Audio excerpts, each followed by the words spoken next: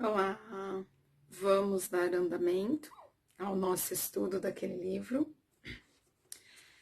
Recrutamos naquela ocasião espíritos que julgamos terem mais condições de nos auxiliar, como ocorre neste exato momento. Porém, agora numa escala muito maior.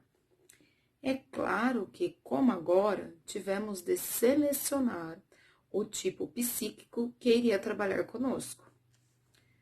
De modo geral, quem quer que estivesse envolvido com disputas religiosas, intentando provar que seu ponto de vista sobre a vida espiritual era mais acurado que o dos demais, excluía-se a si próprio da tarefa.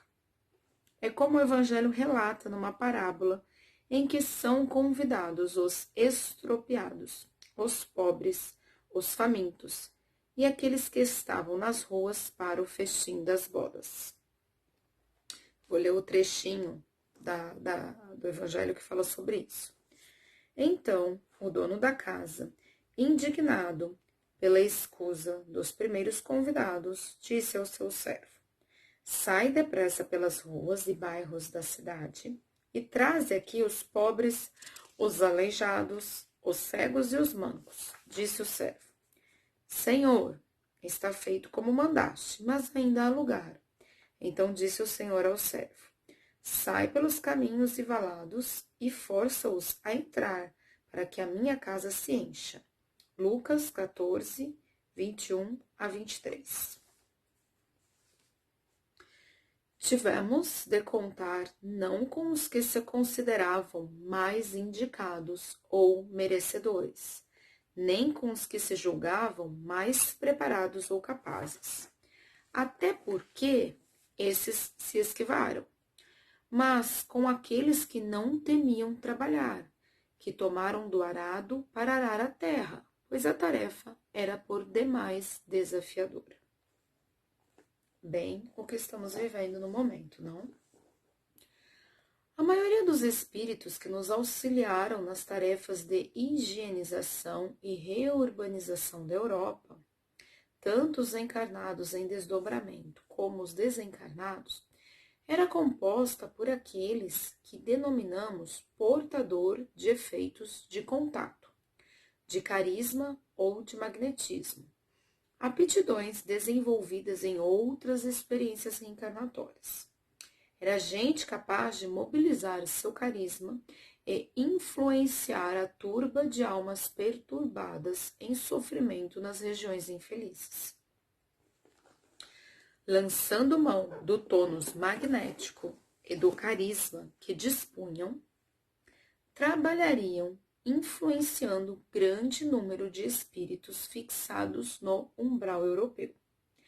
Naquele momento histórico, os mais necessitados de uma intervenção espiritual intensa, qual cirurgia dolorosa, no intuito de acomodá-los em novos ambientes culturais, em novos corpos físicos que assumiriam ao redor do mundo. Afinal, após tanta dor e amargura, vinha a calhar uma mudança de ares, de contexto cultural e espiritual. Precisávamos que esses nossos parceiros já tivessem desenvolvido razoável senso de responsabilidade para com a humildade e também com as comunidades em sofrimento, que na ocasião estavam prioritariamente em solo europeu.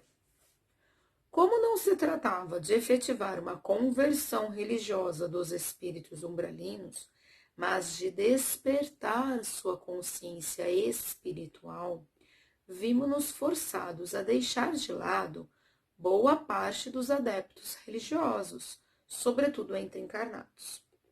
Presos às disputas por um lugar no céu, antes de mais nada, pretendiam fazer adeptos e prosélitos, o que nos levou a buscar pessoas que, uma vez desdobradas, conservassem a consciência relativamente madura e voltada para as questões de âmbito mundial. Nós as encontramos entre aqueles que se dedicavam a tarefas humanitárias, movidos mais pelo sentimento de solidariedade do que por um vínculo religioso. E como é comum acontecer, a maioria não se lembrava, ao regressar ao corpo físico, das atividades com que se envolveu enquanto desdobrada na dimensão do espírito. Esses esclarecimentos nos mostram o motivo de o chamado ser endereçado a todos os homens de boa vontade. Compreendi as razões que levavam a justiça sideral a reunir tantos espíritos de procedências tão distintas e de diversas formações culturais, a fim de cooperar no serviço de seleção, higienização e reurbanização de todo o planeta, e não mais de um continente apenas. Era preciso enfrentar determinado desafio em particular. Não havia como espíritos de formação cultural ocidental, por exemplo, atuar, influenciar e movimentar recursos na realidade astral de características orientais. Faltam elementos de conexão, de sintonia, faltam identificação e familiaridade.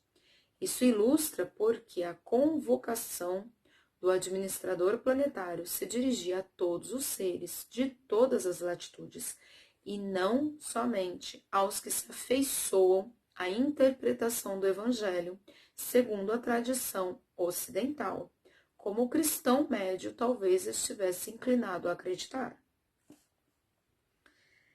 Essa é a razão pela qual vi comparecerem à reunião representantes de todas as nações, tribos, povos e línguas. Faz referência a Apocalipse 7:9.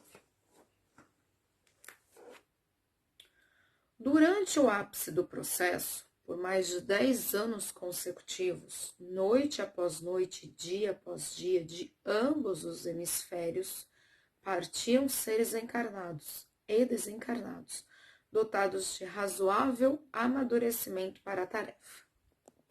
Formavam verdadeira legião de trabalhadores, volitando como voluntários por dias, meses e anos em sequência, sem interrupção, dedicando as habilidades ao trabalho. Como parceiros, os encarnados em desdobramento colocavam-se a serviço dos comandos do alto, sendo adestrados para suportar o impacto vibratório das regiões inferiores, travando contato com as formas pensamento altamente tóxicas e muitas vezes destrutivas geradas nos dois lados da vida. Forjavam o caráter e a resistência nesse contato diuturno, dia a dia, ano a ano, e tornaram-se colaboradores efetivos, embora invisíveis aos olhos comuns, no extraordinário processo de modificação do panorama extrafísico terrestre. O trabalho hercúleo que tínhamos pela frente só foi possível, em grande medida, graças ao auxílio de milhares de seres encarnados em desdobramento que foram nossos aliados, muitos dos quais, muitos mesmos, nem sequer eram religiosos, tampouco espiritualistas ou espíritas. Aliás, quando retomavam o corpo físico em vigília, grande parte nem ao menos acreditava em espíritos ou tinha qualquer noção de vida espiritual. Fora do corpo, no entanto, eram nossos verdadeiros aliados, parceiros de imenso valor aos quais somos eternamente gratos.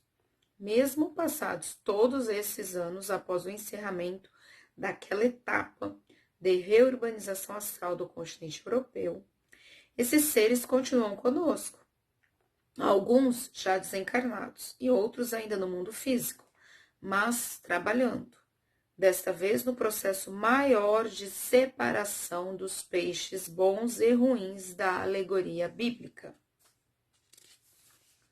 ou seja, na higienização geral do mundo. O reino dos céus é semelhante a uma rede lançada ao mar, a qual apanha toda espécie de peixes. Estando ela cheia, puxam-na para a praia e, assentando-se, escolhem os bons para os cestos. Os ruins, porém, lançam fora. Assim será na consumação do século. Virão os anjos e separarão os maus dentre os justos. Mateus 13, 47 e 49. Logo, logo a gente continua.